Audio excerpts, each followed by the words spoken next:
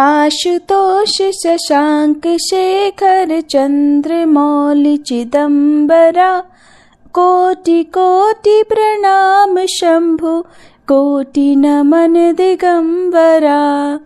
दौलत छोड़ी दुनिया छोड़ी, सारा खजाना छोड़ दिया, महादेव के प्रेम दीवाने राज घराना छोड़ दिया। हर हर महादेव। आज आप सब बहुत ही मनोहारी और रोचक कथा का श्रवण करेंगे। आज की कथा बहुत ही विशेष है। अब हम सब सुनते हैं भगवान भोलेनाथ की कथा। पौराणिक कथा के अनुसार अमरावती नगर में एक धनी व्यापारी रहा करता था। दूर दूर तक उसका व्यापार फैला हुआ था। नगर में उस व्यापारी का सभी लोग बहुत मान सम्मान करते थे।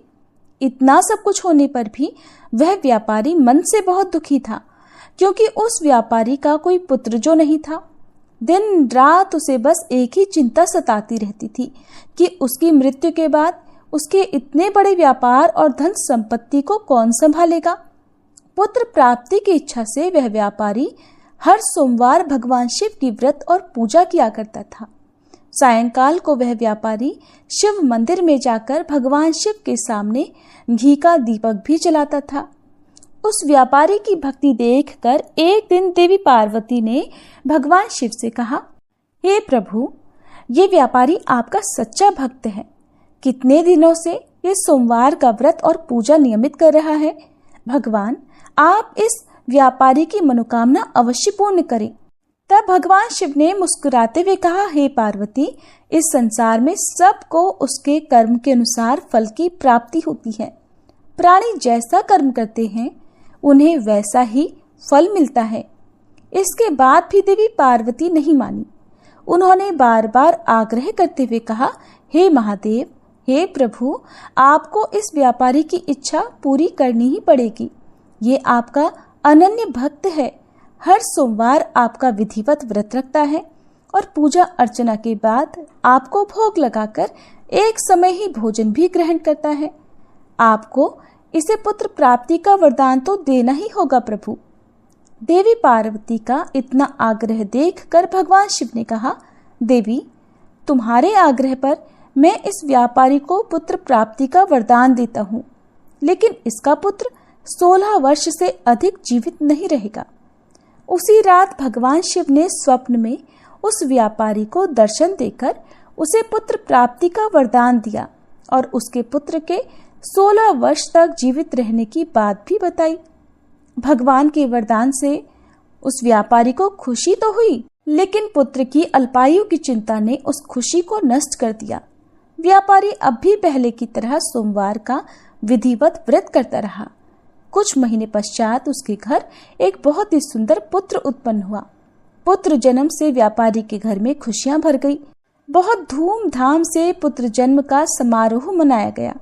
व्यापारी को पुत्र जन्म की अधिक खुशी नहीं हुई, क्योंकि उसे पुत्र की अल्पायु के रहस्य का पता था, लेकिन ये रहस्य घर में किसी और को मालूम नहीं था। विद्वान ब्राह्मणों ने उस पुत्र का नाम अमर रखा। जब अमर 12 वर्ष का हुआ तो शिक्षा के लिए उसे वाराणसी भेजने का निश्चय किया गया।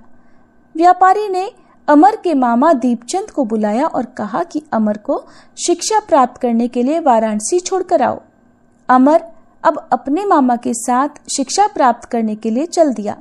रास्ते में जहां भी अमर और दीपचंद रात्रि विश्राम के लिए ठहरते, वहीं यज्ञ करते और ब्राह्मणों को भोजन भी कराते थे। लंबी यात्रा के बाद अमर और दीपचंद एक नगर में पहुंचे। उस नगर के राजा की कन्या के विवाह की खुशी में पूरे नगर को सजाया गया था। निश्चित समय पर बारात आ गई, लेकिन वर का पिता अपने बेटे के एक आंख से काना होने के कारण बहुत चिंतित था। उसे इस बात का भय सता रहा था कि राजा को इस बात का पता चलने पर कहीं वह विवाह से इनकार न कर दे, इससे उसकी बदनामी होगी। वर के पिता ने अमर को देखा तो उसके मस्तिष्क में एक विचार आया। उसने सोचा, क्यों न इस लड़के को दुल्हा बनाकर राजकुमारी से विवाह करा दूं। विवाह के बाद इसको धन देकर विदा कर दूंगा और राजकुमारी को अपने नगर में ले जाऊंगा। वर के पिता ने इस संबंध में अमर और दीपचंद से बात की। दीपचंद ने धन मिलने के लालच में वर के पिता की बात स्वीकार कर ली। और अमर को दूल्हे के वस्त्र पहनाकर राजकुमारी चंद्रिका से विवाह करा दिया गया। राजा ने बहुत सा धन देकर राजकुमारी को विदा किया। अमर जब लौट रहा था तो सच नहीं छिपा सका और उसने राजकुमारी के दुपट्टे पर लिख दिया, राजकुमारी चंद्रिका, तुम्हारा विवाह तो मेरे साथ हुआ था। मैं तो वाराणसी में शिक्षा प्राप्त करने जा रहा हूँ। अब तुम्हें जिस नवयुवक की पत्नी बनना पड़ेगा वह कान्हा है। जब राजकुमारी ने अपने दुपट्टे पर लिखा हुआ पढ़ा तो उसने काने लड़के के साथ जाने से इनकार कर दिया। राजा ने सब बातें जानकर राजकुमारी को महल में रख लिया। उधर अमर अपने मामा दीपचंद के साथ वाराणसी पहुंच गया। अमर ने गुरुकुल में पढ़ना प्रारंभ कर दिया। जब अमर की आयु 16 वर्ष की हुई तो उसने एक यज्ञ किया। यज्ञ की समाप्ति पर ब्राह्मणों को भोजन कराया और खूब अन्न वस्त्र दान किए। रात को अमर अपने शयन कक्ष में सो गया। शिवजी के वरदान के अनुसार शयनावस्था में ही अमर के प्राण पखेरु उड़ गए। सूर्योदय पर मामा अमर को मृत देखकर रोने पीटने लगा। आसपास के लोग भी एकत्र होकर दुख प्रकट करने लगे। मामा के रोने विलाप करने के स्वर समीप से गुजरते हुए भगवान शिव और माता पार्वती ने भी सुने। तब माता पार्वती ने भगवान से कहा, प्राणनाथ, मुझसे इसके रोने का स्वर सहन नहीं हो रहा। आप इस व्यक्ति के कष्ट को अवश्य दूर कीजिए। भगवान शिव ने देवी पार्वती के साथ अदृश्य रूप में जाकर अमर को देखा तो पार्वती जी से बोले, देवी, ये तो उसी व्यापारी का पुत्र है जिसे मैंने 16 वर्ष की आयु का वरदान दिया था। आज इसकी आयु तो पूरी हो गई। देवी पार्वती ने फिर भगवान शिव से निवेदन किया, हे प्राणनाथ, आप इस लड़के को जीवित कर दीजिए, नहीं तो इस लड़के के माता पिता पुत्र की मृत्यु के कारण रो रो कर अपने प्राणों का त्याग कर देंगे। इस लड़के का पिता तो आपका परम भक्त है, वर्षों से सोमवार का व्रत करते हुए आपको भोग लगा रहा है। माता पार्वती के बार बार आग्रह करने पर भगवान शिव ने उस लड़के को जीवित होने का वरदान दे दिया और कुछ ही क्षणों में वह जीवित होकर उठ बैठा। फिर शिक्षा समाप्त करके अमर मामा के साथ अपने नगर की ओर चल दिया। दोनों चलते हुए उसी नगर में पहुंचे जहां अमर का विवाह हुआ था। उस नगर में भी अमर ने यज्ञ का आयोजन किया। समीप से गुजरते हुए नगर के राजा ने यज्ञ का आयोजन देखा। तब राजा ने अमर को तुरंत पहचान लिया। यज्ञ समाप्त होने पर राजा अमर और उसके मामा को महल में ले गया और कुछ दिन उन्हें महल में रखकर बहुत सारा धन वस्त्र देकर राजकुमारी के साथ विदा कर दिया। रास्ते में सुरक्षा के लिए राजा ने बहुत से सैनिकों को भी साथ भेजा। दीपचंद ने नगर में पहुंचते ही एक दूत को घर भेजकर अपने आने की सूचना भेजी। अपने बेटे अमर के जीवित वापस लौटने की सूचना से व्यापारी बहुत प्रसन्न हुआ। व्यापारी ने अपनी पत्नी के साथ स्वयं को एक कमरे में बंद कर रखा था। भूखे प्यासे रहकर व्यापारी और उसकी पत्नी बेटे की प्रतीक्षा कर रहे थे। उन्होंने प्रतिज्ञा कर रखी थी कि यदि उन्हें अपने बेटे की मृत्यु का समाचार मिला तो वे दोनों भी अपने प्राण त्याग देंगे। व्यापारी अपनी पत्नी और मित्रों के साथ नगर के द्वार पर पहुंच गया। अपने बेटे के विवाह का समाचार सुनकर पुत्र वधू राजकुमारी चंद्रिका को देखकर उसकी खुशी का ठिकाना नहीं रहा। उसी रात भगवान शिव ने व्यापारी के स्वप्न में आकर कहा, हे श्रेष्ठी, मैंने तेरे सोमवार के व्रत करने और व्रत कथा सुनने से प्रसन्न होकर तेरे पुत्र को लंबी आयु प्रदान की है। यह सुनकर व्यापारी बहुत प्रसन्न हुआ। सोमवार का व्रत करने से व्यापारी के घर में खुशियां लौट आई। शास्त्रों में लिखा है कि जो स्त्री पुरुष सोमवार का विधिवत व्रत करते और व्रत कथा सुनते हैं, उनकी सभी इच्छाएं महादेव की कृपा से पूरी हो जाती हैं। सोमवार व्रत कथा समाप्त। प्रिय श्रोताओं, अब आपको बताते हैं भगवान शिव के 18 रूप और नामों की कहानी। भगवान शिव का पहला नाम है शिव, जो समस्त कल्याणों के निधान है और भक्तों के समस्त पाप और त्रिताप का नाश करने में सदैव समर्थ हैं, उनको शिव कहते हैं। भगवान का दूसरा नाम है पशुपति। ज्ञान शून्य अवस्था में भी सभी पशु माने गए हैं। दूसरे, जो सबको अविशेष रूप में देखते हो, वे भी पशु कहलाते हैं। इसलिए ब्रह्मा जी से लेकर स्थावर पर्यंत सभी पशु माने जाते हैं। और शिव जी सबको ज्ञान देने वाले तथा उनको अज्ञान से बचाने वाले हैं, इसलिए वे पशुपति कहलाते हैं। भगवान का तीसरा नाम मृत्युंजय है। ये सुप्रसिद्ध बात है कि मृत्यु को कोई जीत नहीं सकता। स्वयं ब्रह्मा जी भी युगांत में मृत्यु कन्या के द्वारा ब्रह्म में लीन होने पर शिव जी का एक बार निर्गुण में लय होता है, अन्यथा अनेक बार मृत्यु की ही पराजय होती है।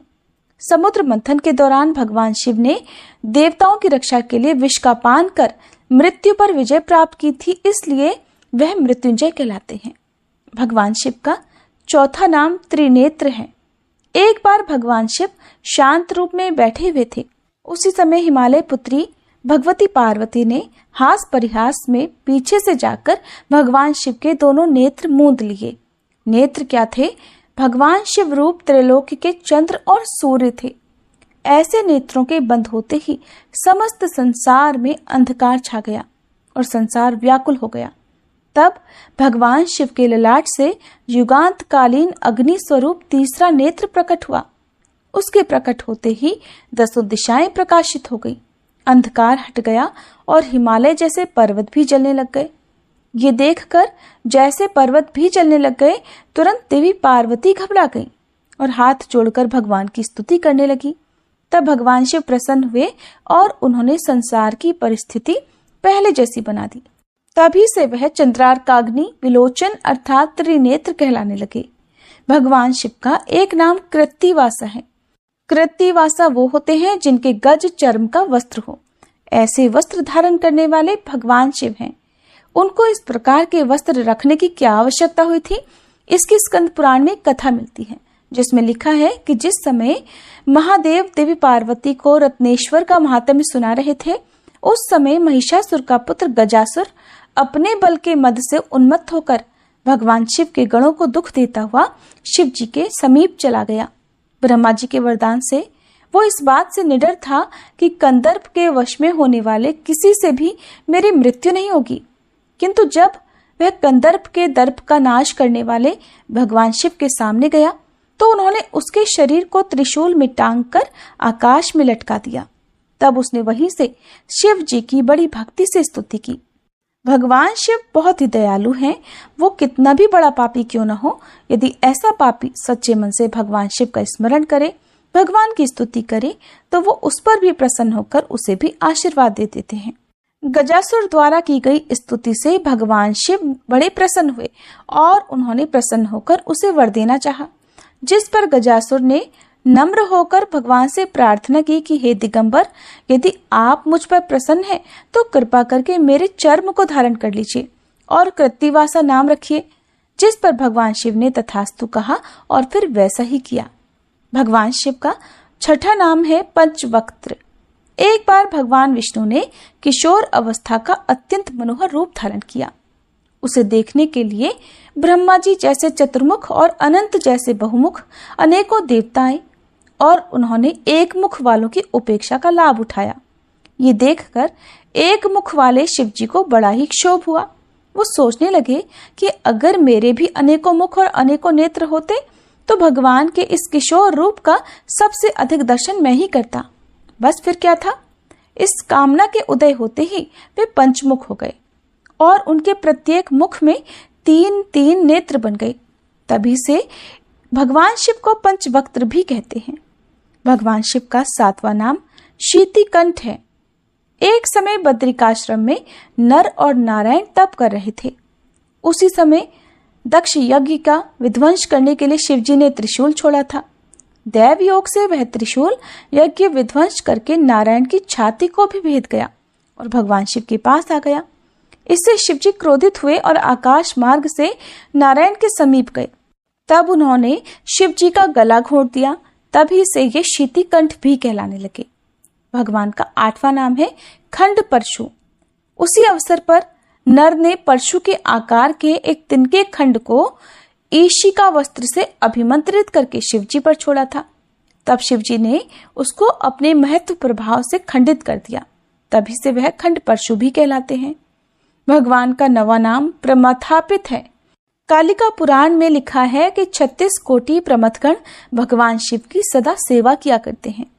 उनमें 13,000 तो भोग विमुख योगी और ईर्षा आदि से रहित हैं। शेष, कामुक और क्रीड़ा विषय में भगवान शिव की सहायता करते हैं। उनके द्वारा प्रकट में किसी का कुछ भी अनिष्ट न होने पर उनकी विकटता से लोग भय से कांपते रहते हैं। भगवान का 10वां नाम गंगाधर है। संसार के हित और सगर पुत्रों के उपकार के लिए राजा भगीरथ ने त्रिभुवन व्यापिनी गंगा जी का आह्वान किया। तब ये संदेह हुआ कि आकाश से अचानक पृथ्वी पर प्रपात होने से अनेक अनिष्ट हो सकते हैं। इसलिए राजा भगीरथ की प्रार्थना से गौरी शंकर ने गंगा जी को अपनी जटामंडल में धारण कर लिया। इसी से इनका एक नाम गंगाधर भी पड़ गया। भगवान का 11वां नाम महेश्वर है। जो वेदों के आदि में ओंकार रूप से स्थित रहते हैं वो महेश्वर कहलाते हैं। संपूर्ण देवताओं में प्रधान होने के कारण भी इन्हें महेश्वर कहा जाता है। भगवान का 12वां नाम रुद्र है। दुख और उसके समस्त कारणों के नाश करने से तथा संहार आदि में क्रूर रूप धारण करने से शिव जी को रुद्र कहा जाता है। 13वां नाम विष्णु है। पृथ्वी, अप, तेज, वायु, आकाश, इन 5 महाभूतों में तथा जड़, चैतन्य आदि संपूर्ण सृष्टि में जो सदैव व्याप्त रहते हैं उन्हीं को विष्णु कहते हैं। ये गुण भगवान शिव में सर्वदा विद्यमान रहता है, इसलिए शिव जी को विष्णु भी कहते हैं। 14वां नाम पितामह है। अर्यमा आदि पितरों के तथा इंद्र आदि देवों के पिता होने और ब्रह्मा जी के भी पूज्य होने से भगवान शिव को पितामह भी कहते हैं। 15वां नाम संसार वैद्य है। जिस प्रकार निदान और चिकित्सा के जानने वाले सवैद्य उत्तम प्रकार की महाऔषधियों और अनुभूत प्रयोगों से संसारियों के समस्त शारीरिक रोगों को दूर करते हैं, उसी प्रकार भगवान शिव भी अपनी स्वाभाविक दयालुता से संसारियों को भव बंधन से मुक्त करते हैं। अन्य वेद आदि शास्त्रों में भी ये सिद्ध किया गया है कि भगवान शिव अनेक प्रकार की अद्भुत, अलौकिक और चमत्कृत औषधियों के ज्ञाता हैं। उनके पास से अनेक प्रकार की महाऔषधियां प्राप्त हो सकती हैं और वे मनुष्यों के सिवा पशु, पक्षी और कीट पतंग आदि ही नहीं, स्थावर जंगमात्मक संपूर्ण सृष्टि के प्राणी मात्र की प्रत्येक व्याधि, प्रत्येक रोग के ज्ञाता और उसको दूर करने वाले भी हैं। इसलिए वह संसार वैद्य नाम से भी जाने जाते हैं। भगवान शिव का 16वां नाम है सर्वज्ञ। तीनों लोकों और तीनों काल की संपूर्ण बातों को भगवान सदाशिव अनायास जान लेते हैं, इसी से उन्हें सर्वज्ञ कहते हैं।